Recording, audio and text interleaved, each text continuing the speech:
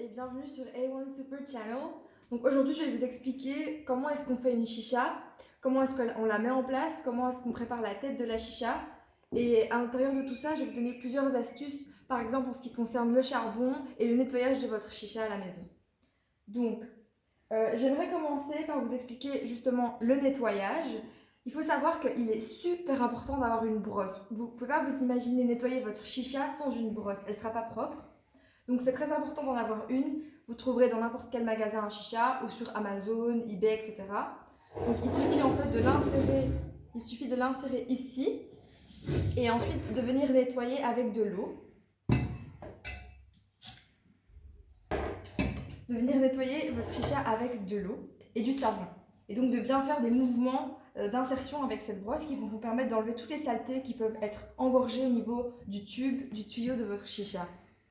Alors, en ce qui concerne l'eau et l'endroit dans lequel vous allez mettre de l'eau, il est très important de nettoyer cette chose au niveau de la chicha parce que c'est là que tout votre tabac va descendre et donc ensuite ce sera très mauvais quand vous allez fumer avec une eau sale. Donc il est conseillé, très fortement conseillé, de nettoyer l'eau et de nettoyer ceci et de changer l'eau à chaque fois qu'on fume une chicha, c'est-à-dire tous les jours si c'est votre cas, ou alors tous les X temps quand vous allez revenir et employer votre chicha. Ça c'est très important. Par contre, je vous parlais du nettoyage. Le nettoyage, il vaut mieux le faire 2 fois par semaine. Parce que comme on le sait, le tabac n'est pas forcément ce qu'il y a de mieux pour la santé, donc autant vous éviter un maximum de problèmes en venant vraiment nettoyer, comme je viens de vous l'expliquer, votre chicha, donc 2 fois par semaine. Alors, en ce qui concerne la tête de votre chicha, comme vous pouvez le voir, elle est tout à fait noire en ce qui concerne le contour de celle-ci ou à l'intérieur. La raison étant que quand on achète une nouvelle tête, il est très fortement conseillé de venir utiliser un petit peu de tabac qu'on prend sur le bout du doigt et qu'on dispose, qu'on badigeonne sur la tête, qu'on vient ensuite retourner sur le feu et qu'on laisse ainsi pendant plusieurs minutes. Cela va vous permettre en fait de faire en sorte que votre tête vraiment engorge et prenne le goût de la chicha. Et ensuite, quand vous viendrez disposer votre tabac, comme je vais vous le montrer bientôt, alors le goût sera vraiment présent. Donc si vous avez une chicha noire, ce sera toujours mieux qu'avoir une chicha qui est totalement brune, comme vous le voyez ici. Au niveau de la tête, bien entendu. Alors, en ce qui concerne le tabac maintenant, comme vous pouvez le voir, il est disposé ici dans une boîte fermée. Donc, quand il s'achète, il ne se trouve évidemment pas dans une boîte ainsi. Donc on ouvre notre tabac et on le dispose dans une boîte comme celle-ci. Cela va en fait permettre que votre tabac, comme vous pouvez le voir ici, ne soit pas tout à fait sec et reste absolument engorgé de ce goût ici par exemple, c'est raisin et menthe. Donc vraiment éviter le fait qu'il soit sec parce que cela va justement changer le goût ou en tout cas éviter qu'il y ait un vrai goût. Donc c'est très important de mettre dans une boîte ainsi et en plus c'est très pratique donc ça a beaucoup d'intérêt de faire cela.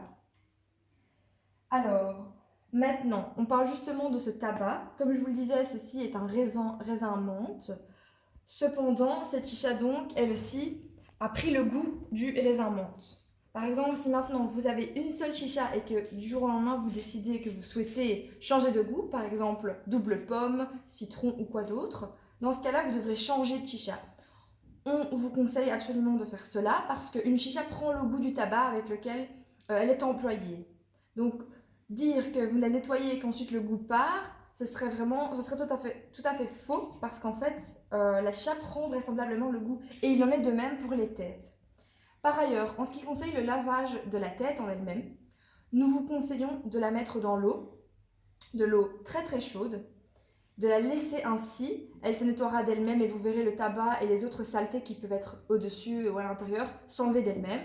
Et par ailleurs, une fois que ça c'est fait, vous pouvez prendre un peu de savon et commencer à la nettoyer. Bien sûr, la brosse que je vous ai montrée au tout début de la vidéo peut aussi vous servir à nettoyer l'intérieur de votre tête à chicha. Alors maintenant, je vais vous montrer justement comment est-ce qu'on prépare une tête à chicha. Alors, vous devez prendre du tabac que vous frictionnez ainsi pour qu'il ne soit pas collé, pour que chaque petit bout de tabac soit vraiment détaché l'un de l'autre. Et vous faites ceci dans la tête elle-même. Cela va permettre en fait que l'air passe plus facilement et donc, par conséquence, que l'air passe et que donc le tabac brûle moins vite. Voilà, donc ne commencez pas à mettre beaucoup trop de tabac, par exemple, comme on peut avoir tendance à le faire quand on débute, ou à en mettre trop peu. Évitez vraiment de faire cela parce que cela fera en sorte que votre chicha se brûlera beaucoup plus rapidement. Donc mettez-en juste ce qu'il faut, c'est-à-dire faites en sorte que cela ne dépasse pas trop ici la fin de la tête, mais que cela ne soit pas non plus trop bas par rapport à ce pourtour ici que vous voyez. Voilà. Et cela est amplement suffisant.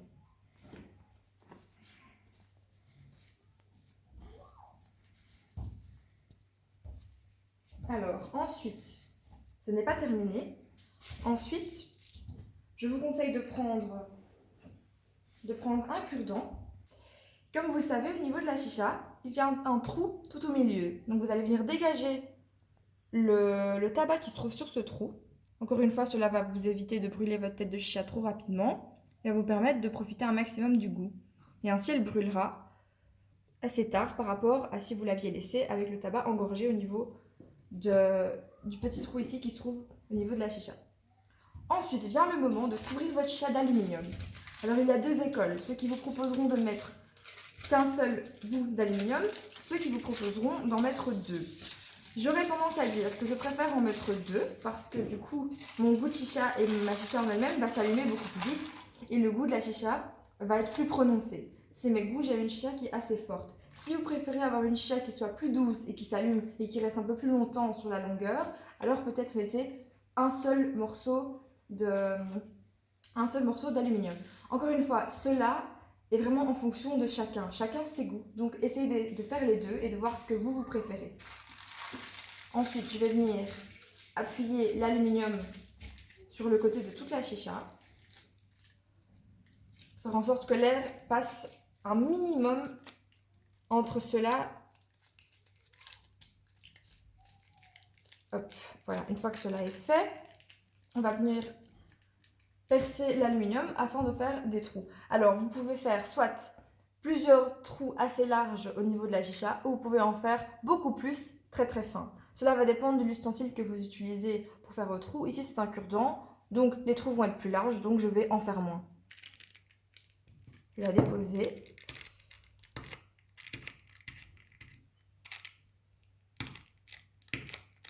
C'est un peu plus compliqué quand on a deux morceaux d'aluminium, mais ça se fait quand même assez facilement. Vous voyez que les trous sont plus grands, donc j'essaie d'en faire moins que d'accoutume si j'avais utilisé une épingle par exemple. Hop. Encore une fois, l'idée étant de ne pas brûler le tabac, de pouvoir fumer la chicha le plus longtemps possible en profitant évidemment du goût qu'on a choisi. Et voilà, votre tête de chicha est prête. Alors, il reste encore à assembler cette chicha. Donc, vous allez venir prendre le bas de la chicha. Regardez bien que l'eau au niveau de votre tube, que l'eau soit vraiment entre 2 à 3 cm au-delà de la fin du tube.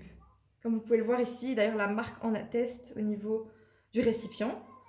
Donc faites en sorte que ce soit comme ça parce que le tuyau qu'on met sur la chicha pourra alors jouer comme une paille et vous pourrez venir à boire l'eau si vous en mettez de trop. Donc c'est pour ça qu'on essaye de toujours rester à 2 ou 3 cm. Encore une fois, tout dépend de la chicha. Il vous est conseillé de l'essayer avant de vraiment savoir exactement si vous êtes à 2 ou 3 cm. Donc cette chicha n'est pas des plus classiques parce qu'elle n'est pas clic, elle n'est pas en clip-on, elle est en rotation. Donc il faut la tourner afin qu'elle tienne au niveau du récipient et du tube. Alors c'est vraiment super important de savoir si on a affaire à une rotation ou si on a affaire à un clip-on parce qu'en fait on va pouvoir tenir notre chicha par en haut sans la casser, sans la briser, alors qu'un clip-on peut avoir tendance à s'enlever plus facilement et donc on peut avoir quelques accidents, surtout si vous avez du verre. Faites très attention à bien choisir votre chicha. Je vous conseille vraiment une rotation, c'est vraiment ce qu'il y a de mieux. Alors, une fois que cela est fait, vous allez venir au niveau du caoutchouc qui se trouve à votre chicha, ce caoutchouc permettant de laisser passer le moins d'air possible, donc très important d'en avoir un, vous allez poser la tête, appuyer un petit peu et vous assurer qu'elle tient bien, qu'elle ne s'enlève pas d'elle-même. Ensuite, le tuyau, encore une fois équipé d'un caoutchouc pour les mêmes raisons que le premier. Vous allez le poser, tourner un maximum. Comme vous pouvez le voir, ça s'insère et alors on voit que moins d'air pourra passer. Donc voilà, la chicha est prête. Maintenant, passons au charbon. Alors, il en existe de deux types. Ça finit. Voilà, maintenant en ce qui concerne le charbon, comme vous pouvez le voir, j'ai pris la liberté pendant que je faisais la vidéo de déjà le mettre à cuire sur une machine que je vous conseille très fortement. Alors beaucoup de gens vont mettre leur charbon à brûler afin de le chauffer comme ça sur leur tac à la maison, ce qui est ok, c'est pas du tout un problème. Par contre, ça peut devenir un problème pour la taque en elle-même qui peut s'user à force de recevoir du charbon à chaque fois dessus et donc ça peut laisser des traces. C'est pour ça que je conseille d'investir dans une machine comme celle-ci. Bon, ici, à force d'utilisation, même déjà depuis les premières utilisations, on voit que la peinture noire ici s'enlève. D'ailleurs, c'est pour la raison pour laquelle la machine fume un tout petit peu au début, mais c'est tout à fait normal. C'est parce que la machine est très puissante. Donc voilà, je vous conseille vraiment ceci. Vous déposez simplement vos charbons dessus et après quelques minutes, 10 minutes grand maximum, ils seront tout à fait allumés. Alors là, la raison pour laquelle vous les voyez encore noirs au-dessus, c'est parce que je filme durant la journée et donc on ne sait pas voir qu'ils sont totalement allumés. Mais si on était le soir, vous verriez donc une nette différence de couleur. Ça, c'était pour le détail. Maintenant, en ce qui concerne le charbon en soi, là, vous voyez que c'est un charbon qui s'allume pas directement, qui a besoin de temps. Et là, c'est un charbon que je vous déconseille très très très fortement parce que ce charbon-là est nettement pire pour votre santé. Et d'ailleurs, vous le verrez et vous le sentirez. À sa couleur, vous le verrez et vous le sentirez à son odeur qui est nettement différente de celle-ci. En fait, ce charbon n'a presque pas d'odeur. Il est fait à partir de coco ou que sais-je. C'est quelque chose que vous trouverez, une information que vous trouverez sur la boîte en elle-même. Ceci est fait de tout un tas d'immondices et donc je vous le déconseille très très très fortement. C'est un charbon qui s'allume en fait avec le briquet, j'imagine que vous l'avez déjà vu, donc qui s'allume de lui-même directement. Et quand vous fumerez votre chicha, vous ne fumerez pas votre tabac soigneusement choisi, à savoir pour ma part raisin menthe. Non, vous fumerez du charbon. Et donc c'est pour ça que je vous le déconseille très très fortement.